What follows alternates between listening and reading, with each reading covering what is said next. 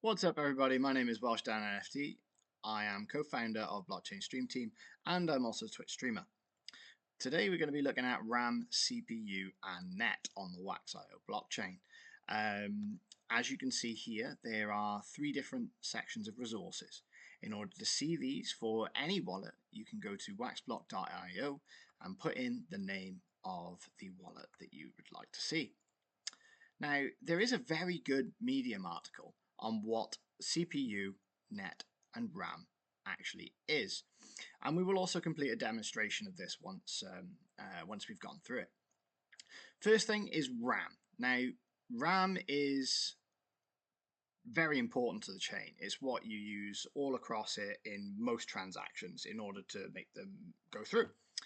It is also finite, so you'll use it now and you won't be able to get that back unless in a very specific set of circumstances, which we will go over later on.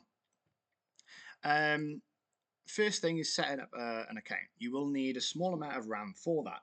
So in most cases, when you set up an account, you will have to pay a very small fee of, I believe it's 5 wax at the moment, on some ways to create a wallet. Now, you will also need them for in-chain applications, such as Twitchy Tides and Wombat Dungeon Master, as we looked at in a previous video, and also to buy and sell assets. It is what you need to basically keep track of all the tokens and to keep track of all of your digital collectibles that you own on-chain, because they are what links it back to your wallet. Next, you've got CPU and net. Now, net basically gives you the size of the transaction you could send. In most cases, you only need a very small amount of this transaction. You only need a very small amount of net. You won't need to top that up very often because after 24 hours, it will be provided back to you anyway. The CPU is something that denotes the volume of a transaction. So it kind of represents your speed. Now, you can produce a large amount of CPU and then you can do lots and lots of different transactions across the chain. The more CPU you have, the more transactions you can complete and the faster you can do them.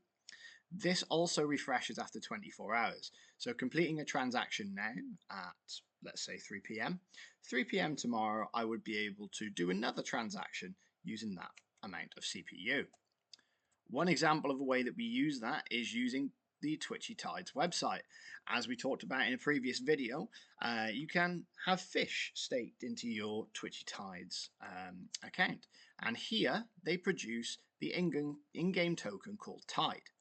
Now, if I take out that in-game token from all of these fishies and put it back into my in-game wallet, that's going to complete a transaction. That transaction uses a small amount of RAM and a small amount of CPU. Therefore, I will not be able to get that very small amount of RAM back, and the very small amount of CPU that it uses will now become available again after 24 hours.